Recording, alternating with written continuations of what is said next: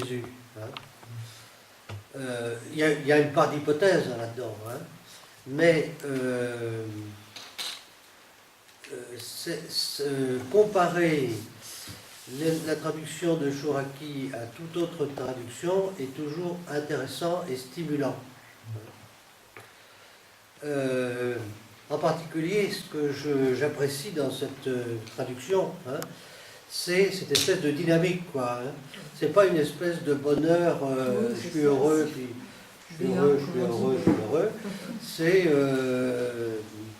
C'est en avant, quoi. Hein. Les choses sont en avant. En même temps, je crois que c'est vraiment dans le droit fil de la conception biblique de la vie, où tout est dans le mouvement. Le mouvement en avant.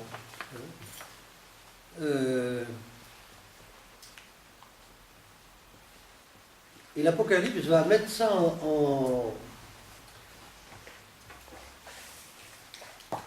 elle va inscrire ça dans le nom de Dieu. Dieu qui est, qui était et qui vient. Dieu qui vient, c'est-à-dire que il y a du futur qui vient vers nous. C'est difficile à comprendre ça, hein? Mais c'est ça, s'il y a du bonheur, il n'est pas derrière, il n'est pas dans la nostalgie de quoi que ce soit, il est en avant. Il ne peut être qu'en avant. Et je crois que cette conception est profondément biblique parce que, d'une certaine manière, elle résume toute la démarche biblique. La Bible s'est construite du dépassement des obstacles, continuellement. Dans un des commentaires qui vous est fait d'une des béatitudes, le formateur, là, il nous parle de cette période terrible de la déportation. Hein. Il y a eu des moments où, dans l'histoire d'Israël, c'était sur le point de s'arrêter, quoi. Hein. Il n'y avait presque rien, quoi. Hein. Et c'est à partir du presque rien que tout a démarré, redémarré, hein, c'est redéployé. Il n'y avait aucune raison de penser que ça allait se faire, et voilà que hein, ça s'est remis en marche. Hein, en marche, hein, ça s'est remis en marche. Hein. Et donc, cette dimension d'espérance que Chouraki met bien en valeur dans sa traduction, je pense qu'elle est profondément en cohérence avec l'ensemble de la Bible. Et on peut ajouter que là on est en train de réfléchir sur le concile en ce moment. Hein. Il y a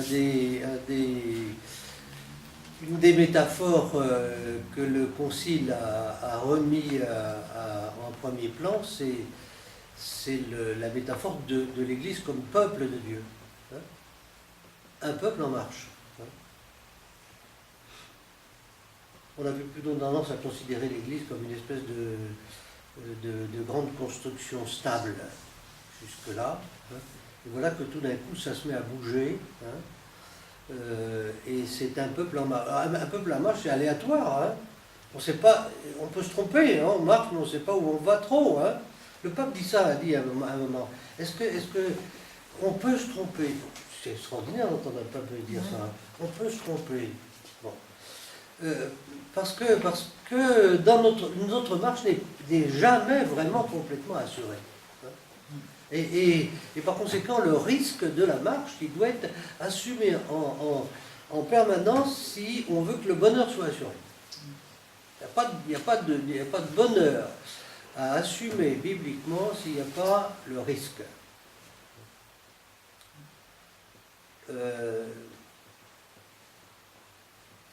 Alors, ce que je voudrais dire à partir de là, c'est que Jésus, tout d'un coup, il n'est pas tombé du ciel comme ça enfin, il est tombé du ciel d'une certaine manière, mais il n'est pas tombé du ciel pour annoncer un truc, une espèce de chose à la fois si exigeante, parce que c'est quand même une exigence folle tout ça, hein, c'est impossible de faire tout ça. Hein.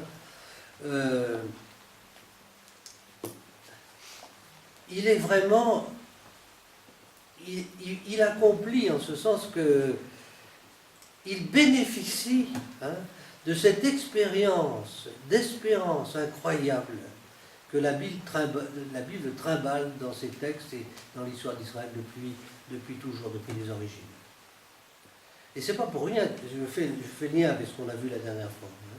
C'est pas pour rien que Saint Matthieu commence à nous faire référence à toute cette histoire, la généalogie, référence à Moïse, à Jacob, c'est que Jésus vient accomplir tout ça. Alors, je viens à la question d'accomplissement, hein, qui est difficile à comprendre, pour accomplir la loi. Pour nous, la loi, c'est simple, c'est des trucs interdits ou autorisés. Hein. Mais il faut avoir une conception beaucoup plus large de la loi. La Torah, c'est pas seulement un ensemble de commandements, c'est un enseignement des récits, et à l'intérieur de ces récits, effectivement, des commandements de plusieurs qualités. Il n'y a pas la même qualité de commandement lorsqu'il est question des 10 paroles qui sont données à Moïse au Sinaï et toutes les recommandations les recommandations précises qui sont faites pour savoir comment on va construire l'autel des holocaustes. Hein. Il y a de part et d'autre, il y a commandement, mais ça n'a évidemment pas la même valeur. Hein. Mais d'une certaine manière, Jésus vient assumer toute cette histoire. La loi, il ne méprise pas la loi. Saint Paul dira un peu plus tard que la loi c'est un pédagogue, hein, c'est-à-dire la loi nous aide. Vous savez bien, dans notre éducation, il faut un minimum, hein, de loi. Hein. Et puis de temps en temps, les enfants nous disent mais pourquoi, hein? Pourquoi? C'est parce que c'est comme ça, on peut pas grandir sans limite. Hein. Et on ne peut pas justifier toutes les limites. Vous arrivez, vous, aux enfants, à justifier toutes les limites? Non. Au bout d'un certain temps, oui, on arrive à... Mais...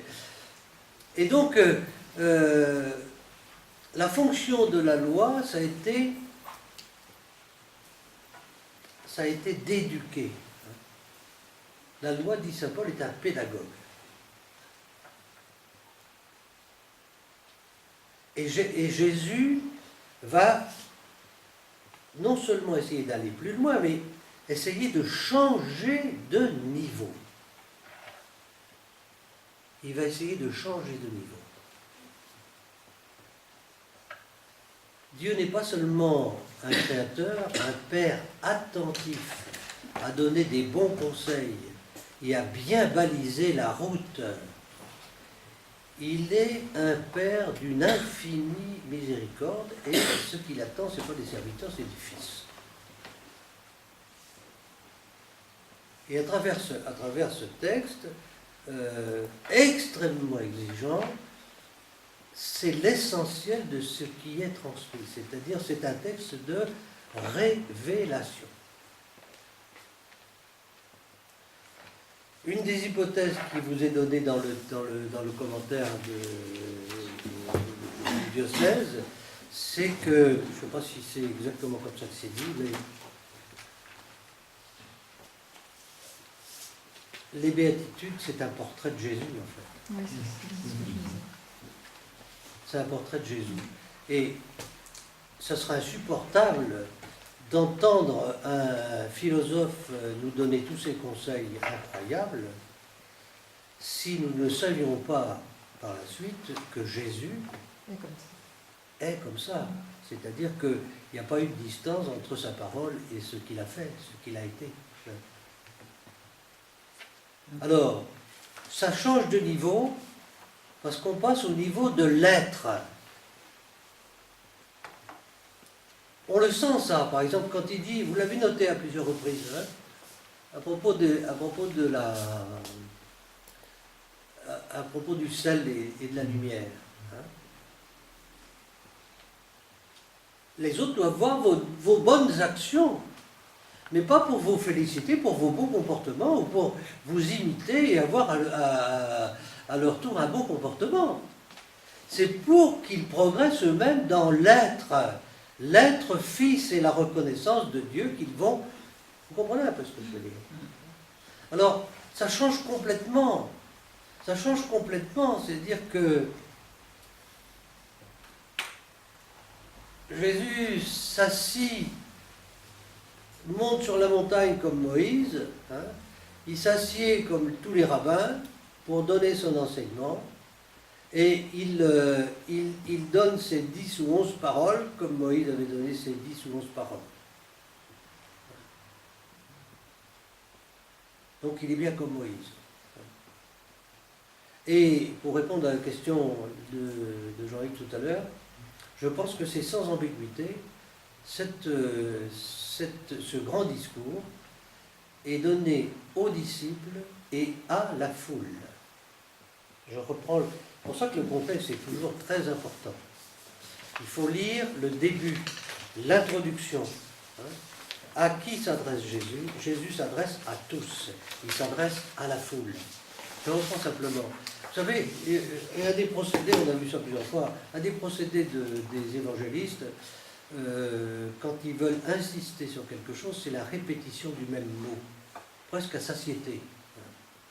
Et à la fin du chapitre 4, aussitôt l'appel des deux couples de frères, de disciples, hein, c'est des frères. Hein. Or,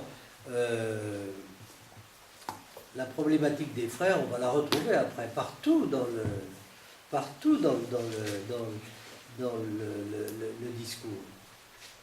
C'est la grande question de la Bible. Est-ce qu'il est possible pour des frères d'habiter ensemble, hein, sans se tuer, sans se menacer, sans en rajouter dans la violence? Et donc, ils parcouraient toute la Galilée, enseignant tout dans leur synagogue, proclamant la bonne nouvelle du royaume et guérissant toute maladie et toute langueur parmi le peuple. Et sa renommée gagna toute la Syrie. Et on lui amena tous les malheureux, atteints de maladies et de tourments des démoniaques, et il les guérit. De grandes foules se mirent à le suivre, venus de Galilée, de la Décapole, de Jérusalem, de la Judée, de la Transjordanie, et voyant les foules, il gravit la montagne, il s'assit. Et ses disciples vinrent auprès de lui. Il n'est pas dit que la foule s'en va. Hein. Les disciples, c'est le premier cercle. Hein. Et pour Matthieu, les disciples sont toujours au premier cercle. Hein. Et le disciple, c'est pas celui qui est envoyé, c'est celui qui écoute, hein, qui est au pied de Jésus, assis au pied. Hein. Et pour être bien sûr qu'on a bien compris, alors la fin du discours, la fin du chapitre 7, voilà comment ça se termine, la fin du chapitre 7. Et il arriva, quand Jésus eut achevé ses discours, que les foules étaient vivement frappées de son enseignement, c'est qu'il les enseignait en homme qui a autorité et non pas comme leurs scribes. Chapitre 7, verset 28. Et chacun de ces grands discours, les 5 grands discours de Matthieu, va se terminer de la même manière. Hein? C'est comme ça qu'il nous donne son plan, qu'il nous dit ça, on a l'impression qu'il a tout dit déjà. Eh ben non, parce qu'après il va recommencer et il va redire la même... hein?